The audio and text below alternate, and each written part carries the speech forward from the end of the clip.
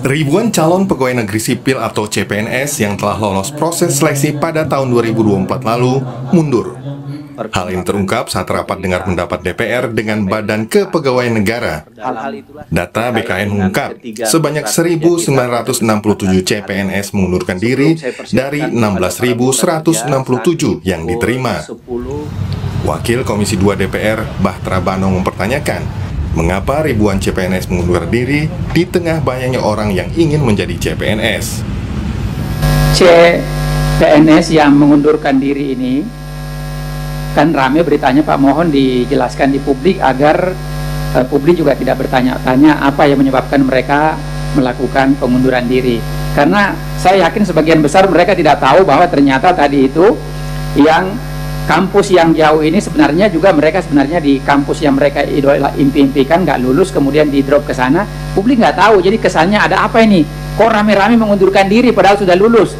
Di suatu sisi banyak yang ingin menjadi CPNS. Nah ini jadi problem. Nah maksud saya itu dijelaskan ke publik sehingga kadang-kadang begini Pak, tolong dibantu Pak Presiden lah mengkomunikasikan ke publik sehingga publik ini tidak selalu curiga ke pemerintah. Nah ini penting untuk dijelaskan sehingga publik juga mengerti duduk persoalannya apa yang sebenarnya sedang terjadi. Nah, barangkali dan jika diperlukan, Kepala BKN Zudan Arif Fakrullah menjelaskan, selain dari beberapa alasan, mundurnya ribuan CPNS ini merupakan hasil optimalisasi kebijakan pemerintah. Dengan saat ini ya. Kenapa Pak ini sistem seleksinya jelek begini? Banyak yang mengundurkan diri. Jadi Bapak dan Ibu izin kami melaporkan, yang banyak mengundurkan diri sesungguhnya adalah hasil optimalisasi. Optimalisasi adalah kebijakan yang dibuat oleh pemerintah untuk menghindarkan agar tidak terjadi formasi yang kosong. Nah, optimalisasi ini mudahnya adalah aslinya yang bersangkutan tidak lulus pada formasi yang dilamar. Secara nasional, optimalisasinya kita bisa mendapatkan hasil 16.167 orang. Ini kalau tidak ada optimalisasi berarti ada 16.000 formasi lebih yang akan kosong. Ini tentu akan memboroskan biaya. Karena optimalisasi terisi 16.000 secara normatif. Kemudian setelah diisi dengan optimalisasi ada 1.967 yang mengundurkan diri, 12%. Alhamdulillah masih ada 88% yang tadinya kosong menjadi terisi. Memang benar yang disampaikan Bapak dan Ibu semuanya, bagian terbesar yang disampaikan Pak Longki tadi juga, bahwa karena jaraknya jauh. Nah ini optimalisasi ini Bapak dan Ibu, kebijakan dari Ibu Menteri adalah pada satu instansi. Nah karena Kemdiktisaintek itu kampusnya banyak dan tersebar di seluruh Indonesia, maka kendala terbesar adalah jauh dari domisilinya. Ada 5 instansi dengan pengunduran diri terbanyak.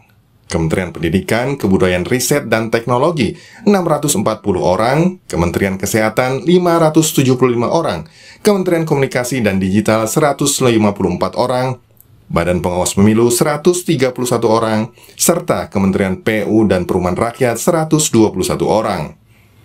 Berkaca dari masalah yang ada, mundurnya ribuan CPNS tersebut tidak hanya sekedar kekosongan jumlah formasi, namun juga perlu dimaknai hilangnya potensi talenta di Indonesia. Tim Liputan Kompas TV. Dan juga ada Wakil Ketua Komisi 2 DPR dari fraksi Partai Golkar, Zulfikar Arse Sadikin. Pak Zulfikar, selamat malam. Selamat malam, Audrey. Ya, Pak Zulfikar. Jadi saya mau tahu dulu nih Pak, pada saat kemarin rapat, ini sebenarnya dari Komisi 2 dapat informasinya seperti apa sih? Kenapa banyak hampir 2.000 CPNS yang justru sudah mengundurkan diri, padahal banyak sekali orang yang pengen jadi ASN? Ya sebenarnya gini Audrey, pada prinsipnya ini sudah diketahui semua pihak, terutama para pelamar CPNS itu ya. Kalau menjadi CPNS menjadi PNS itu memang harus siap ditempatkan di seluruh wilayah negara kesatuan Indonesia, ditempatkan dimanapun dan ya tentu dengan formasi yang dia lamar ya itu ya. Lalu sebenarnya seperti yang Audrey bilang, ini menggunakan kalimat Audrey, optimalisasi itu justru digunakan pemerintah agar kita itu negara kita ini tidak makin banyak kehilangan talenta-talenta yang bagus untuk mengisi birokrasi kita. Pak Zulfikar, itu kan tadi kalau yang optimalisasi itu dibilangnya dari BKN. Nah, sebenarnya arti optimalisasi ini apa nih?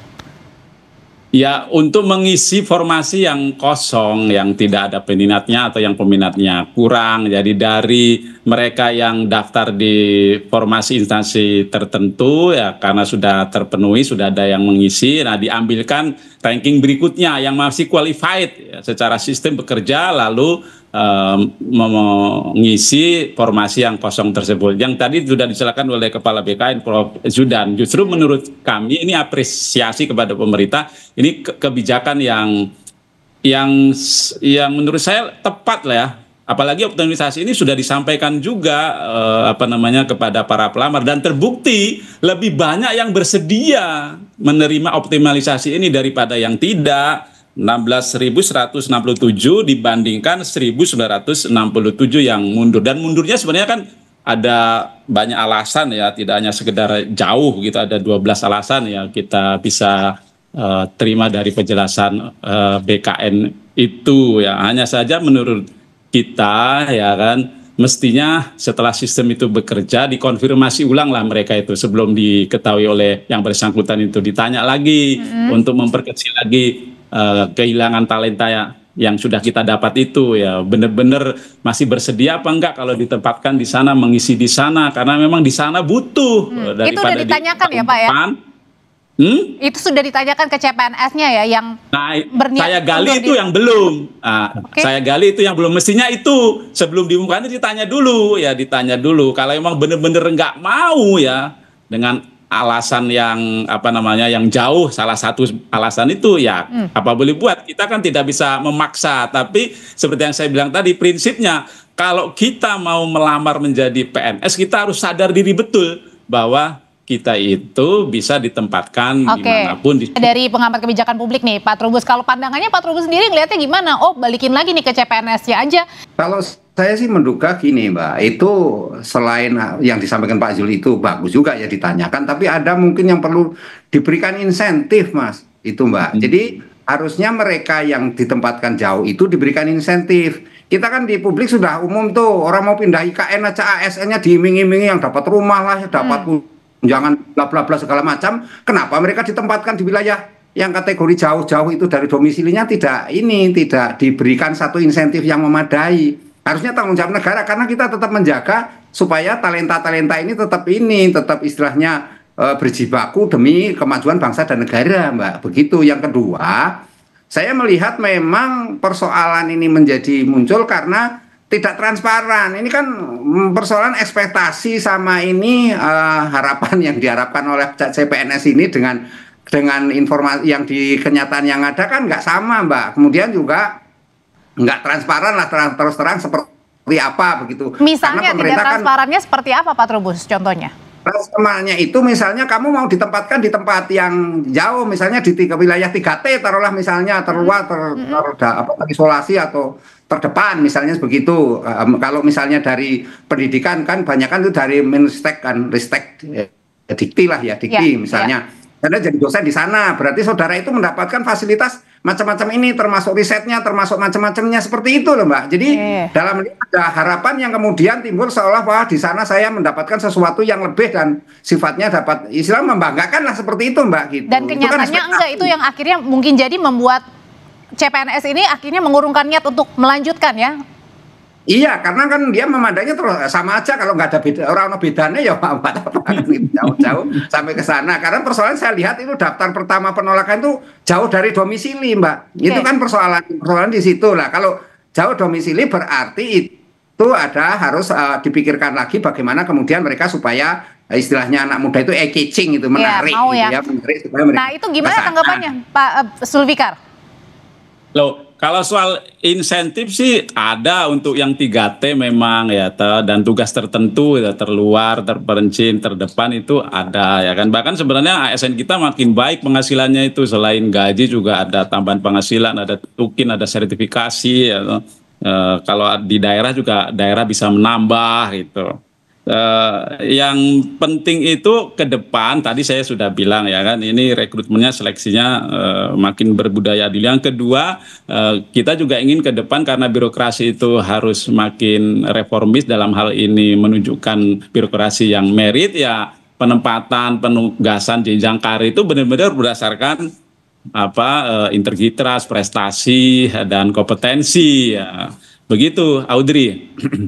Tapi bukan, apakah jangan-jangan nih ada juga anggapannya Pak Trubus, kan pengangkatan CPNS ini diundur ya kalau nggak salah di bulan Oktober nanti ya.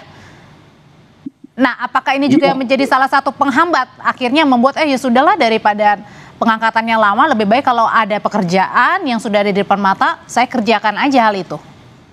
Iya, bisa saja, karena kan di antara mereka alasannya kan karena mereka masih terikat dengan pekerjaan yang lama kan gitu.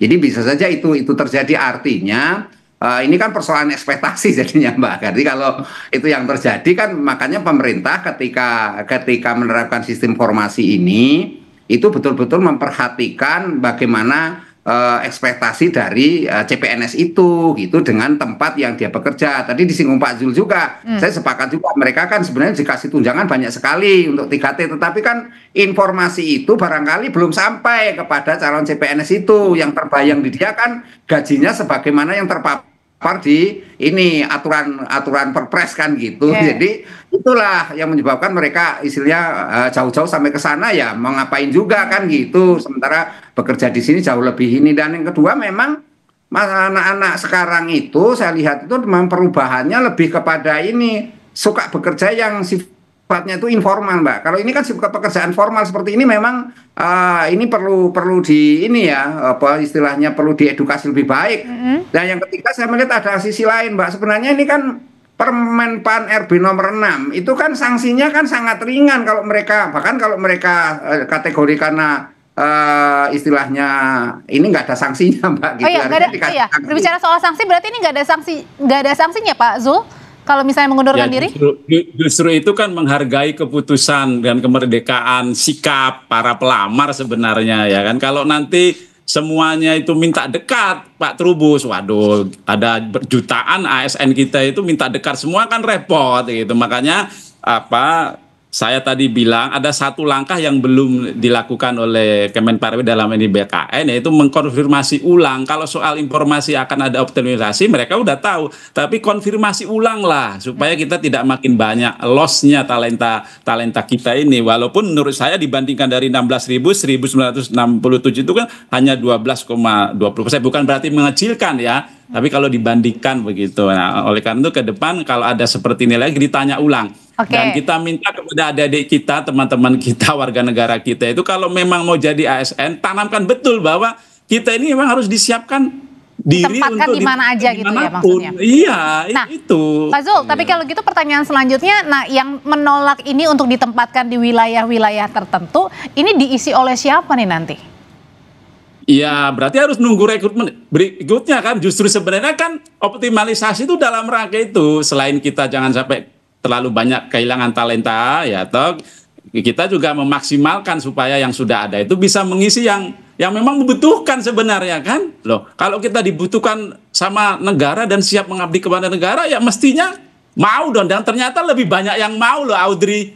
Bukan tidak ada yang mau atau lebih sedikit yang mau, lebih banyak yang mau daripada yang tidak mau. Nah, tapi kita pun menghargai kalau memang mereka sudah memutuskan, enggak lah aku terlalu jauh atau karena alasan ingin dekat sama orang tua atau ngurus orang tua atau masih ada tidak persetujuan keluarga, ya nggak apa-apa kan. Makanya tidak ada sanksi itu kan Pak Trubus itu. Tapi ya ke depan kita minta itu tadi, tanamkan diri betul gitu ya, harus siap ditempatkan di seluruh wilayah negara kesatuan Republik Indonesia. Namun kan penempatannya seperti yang tadi saya bilang itu makin merit gitu, mutasi promosi ke depan itu bukan karena like and dislike, bukan karena bisa bayar bisa beli gitu Pak Trubus ya. Ya gitu ya. Audrey. Oke, berarti ini nanti ditanyakan lagi juga ya, berarti Pak Trubus ya mungkin bisa menjadi solusi juga ya kepada CPNS tadi ya, mengenai detail-detail kalau ditempatkan di mana, kemudian ada tunjangan atau kelebihan-kelebihan seperti apa yang membuat syukur-syukur CPNS ini bisa berpikir ulang. Betul begitu Pak Trubus? Iya, kalau menurut saya itu memang sesuatu hal yang perlu dilakukan oleh pemerintah. Di samping juga ini saya tetap pada pikiran bagaimana kalau mereka diberikan sanksi. Jadi di Permen Kopri nomor 6 itu sanksinya cuman dia nggak boleh daftar lagi kalau selama dua kali anggaran, maksudnya 2 tahun, berarti kan seperti itu. Jadi sanksinya dikasih denda gitu, karena itu bagian dari ini apa citra pemerintah kan gitu, sehingga mereka tanggung jawab, Mbak. Kalau enggak nanti orang jadi uji coba dong, coba-coba akhirnya yang lain berbondong-bondong pengen daftar karena kalah pinter, kalah cerdas misalnya, akhirnya nggak dapat kesempatan dong gitu. Jadi menurut saya ini supaya kita berkeadilan, kasih dia sanksi kan, dan diberi informasi juga, misalnya setelah 5 tahun Anda kerja di sana itu bisa balik ke domisili, dekat domisilimu, bisa pindah misalnya mutasi. Nah, dengan istilahnya di bawah kementerian yang sama kan, seperti itu. Informasi itu kan penting dalam rangka supaya mereka ada istilahnya cinta tanah air. Ini konteksnya dilarikan ke kebangsaan, Mbak, cinta tanah airnya itu yang penting gitu.